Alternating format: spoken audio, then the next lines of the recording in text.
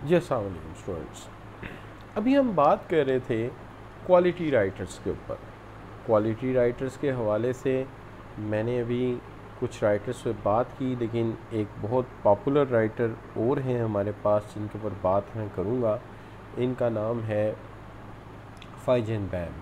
फाइजन बैम जो है या फिजन बैम इन्हें कहा जाता है, ये एक बड़े अच्छे क्वालिटी राइटर हैं और इनका जो जो कंट्रीब्यूशन है वो बुनियादी तौर पे ये है कि इन्होंने 3 स्टेप प्रोसेस दिया है क्वालिटी को इम्प्रूव करने के लिए। इसके अंदर वो कहते हैं कि सबसे पहली चीज़ है क्वालिटी लीडरशिप। एक ऐसी क्वालिटी लीडरशिप जो मोटिवेटिंग हो लेबर फोर्स के लिए कि वो क्वालिटी की इम्प्रूवमेंट में उनका साथ दे सके। दूसरी चीज़ वो कहते हैं क्वालिटी टेक्नोलॉजी, यानी जब तक हम ऐसी टेक्नोलॉजी के साथ काम नहीं करेंगे जो कि रिक्वायर्ड चीज़ों को according to the thought provoke ना कर सके और हमारे स्टेटिस्टिकल प्रोसेस को मशीनरी और इक्विपमेंट के साथ मैच ना कर सके, मसला हल नहीं होगा। यानी टेक्निक ऑफ प्रोडक्शन भी इम्प्रूव क्वालिटी की होनी चाहिए और लीडरशिप भी क्वालिटी की होनी चाहिए।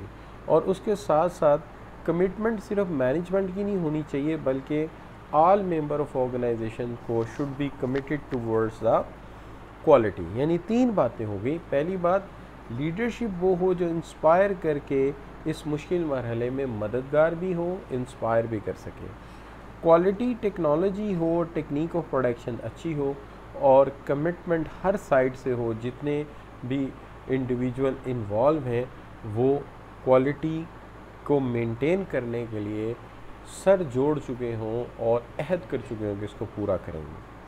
तो इस लिहाज से देखा जाए तो 9 अहम बातें हैं। पहली बात मार्केट स्टडी है, क्या चल रहा है, what's a benchmark and what are the standard going on. सरमाया चाहिए इस काम के लिए, मनी चाहिए। मैनेजमेंट का अच्छा अंदाज और मैनेजमेंट की नई टेक्निक, पढ़े लिखे क्वालिफाइड मैन पावर चाहिए है, मोटिवेशन की ज़रूरत है जो इंस्पायर किया जा सके, मटेरियल अच्छा चाहिए है, मशीन एंड मशीनाइजेशन का तरीका, मशीन भी अच्छी और मशीन का इस्तेमाल भी पूरी तरह आना चाहिए। मॉडर्न इंफॉर्मेशन मेथड्स, मालूमात के बगैर काम नहीं चलता।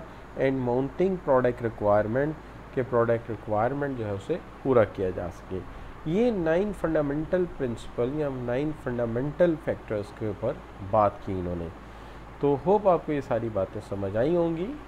Nice, thank you very much for joining.